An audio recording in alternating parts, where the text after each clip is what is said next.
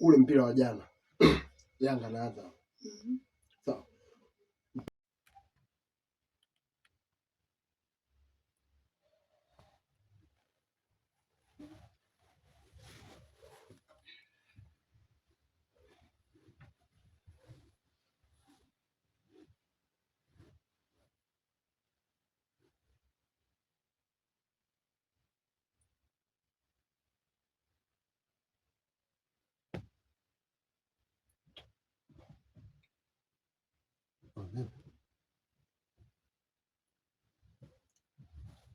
Shida yako nini?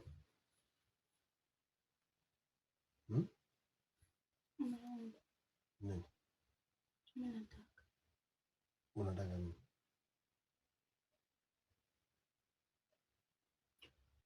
Mungu unajua visa mwezi unaenda kuisha.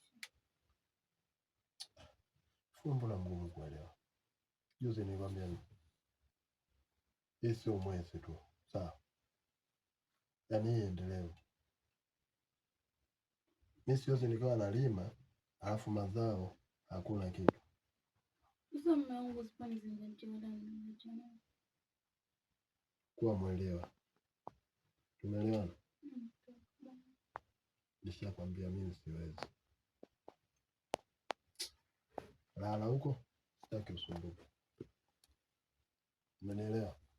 Na kesho kazini. Nataka nichoshe hapa alafu kesho kuongea.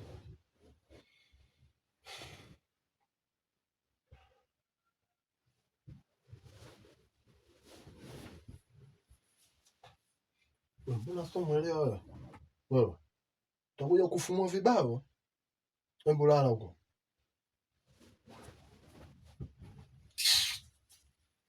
Kwa msumbufu tu. Nataka niongee nini?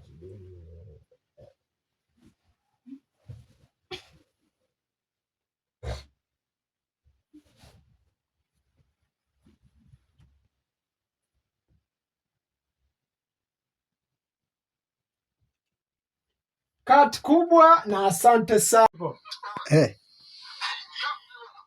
Hicho kinacholeta nini? Wewe kuna sehemu sio unashikwa.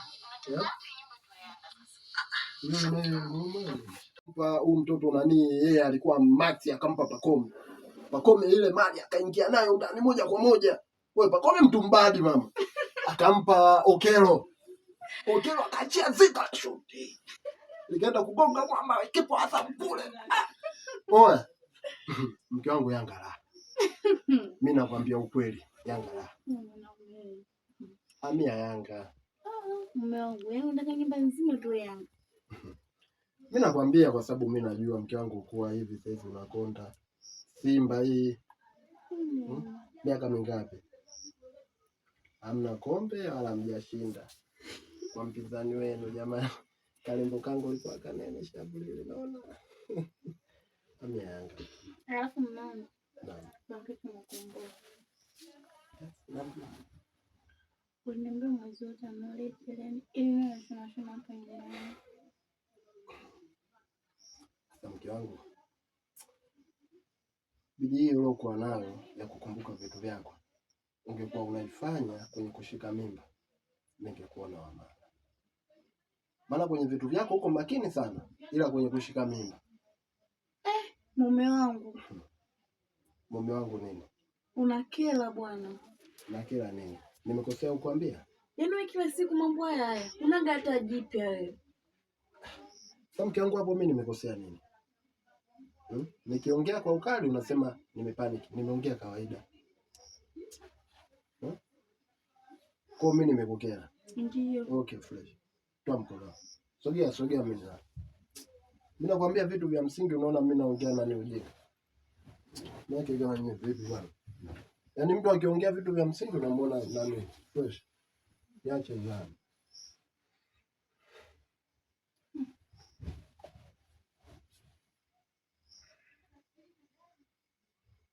Baki nayo mwenyewe.